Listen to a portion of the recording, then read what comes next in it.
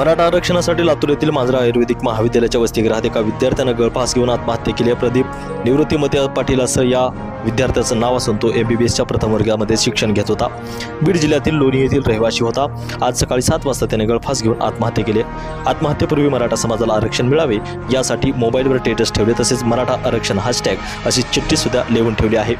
प्रदीपचा मृतदेह शवविच्छेदनासाठी स्वर्गीय विलासराव देशमुख शासकीय वैद्यकीय महाविद्यालयात नेण्यात आला। या प्रकरणी गांधी चौक पोलीस ठाण्यात नोंद करण्यात आली असून पुढील तपास पोलीस करत आहेत।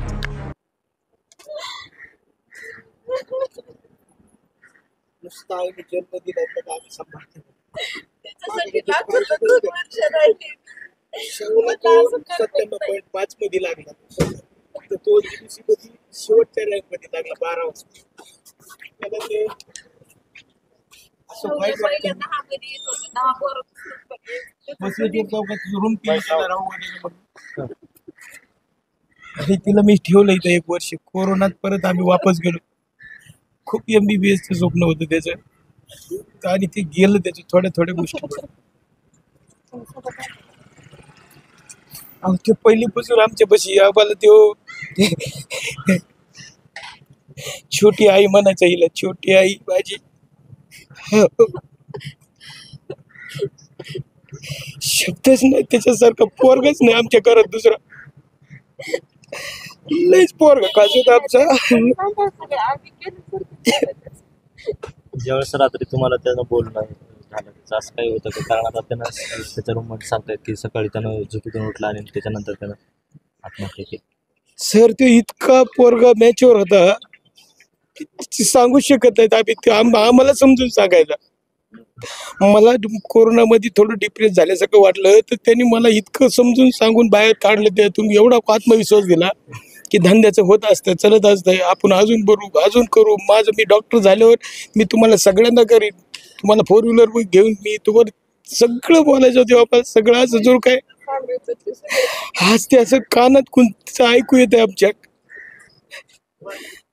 रात्री ज्यावेळेस आपलं बोलणं झालं त्यावेळेस काय तुम्हाला काय बोलला का त्यानं त्या संदर्भात? काहीच नाही. मला तब्येत विचारायचं होतं सारखी, तुमची तब्येत बरी आहे का? तब्येत विचारली, जेवण केलं का, आणि काही नाही. बस म्हणलं बाकी मी आता ठेवतो, म्हणला मला जेवायला जायचंय, इतकंच बोलला. बाकी काहीच नाही. आणि गावाकडे कधी येणार आहे त्यानं? आता तो 30 तारखेला म्हणलं होतं गावाकडे येणार आहे, त्याची परीक्षा वगैरे होणार आहे. 29 फेब्रुवारीला आम्ही त्याच्या मोठ्या भावाची आपली तारीख काढलेली. तर मी येऊच तर काही खरेदी करू नका म्हणलं, काही लावू नका, मी आल्यानंतर सगळं करी. त्याला असं आम्हाला म्हणजे दगदग करून देऊ वाटत नव्हती. मी दुकानात बसायचो, वडील शेतात असायचे. असं तो म्हणायचा. गावाकडे आले सर त्यांनी शेतातले अशा सालक्या गाड्यासारखे कामं केले. तो आमच्याकडे रेशीम उद्योग आहे. 25 भारे त्यांनी असे वाहिले, 25 भारे असे ते वाळायला टाकले. ते आम्हाला माहिती त्याचा काय त्रास आहे ते. पण तो गावात त्याला पोरं म्हणायची तू डॉक्टर व्हायला लागला आणि तू काय करतोय. ते मला माझ्या आई वडिलांना खूप त्रास आहे, माझ्यामुळं खूप खर्च होतो याला. खूप त्यांनी आमच्यासाठी लयच वर्ग खास होता आमचा तो. त्याने असं करायला नव्हतं पाहिजे. भीक मागून खाल्लं असतं, पण ही असली गोष्ट नव्हती पाहिजे. आमचं घरचं पोटापुरतं चांगलं होतं. त्याने खूप मोठा निर्णय घेतला वाईट.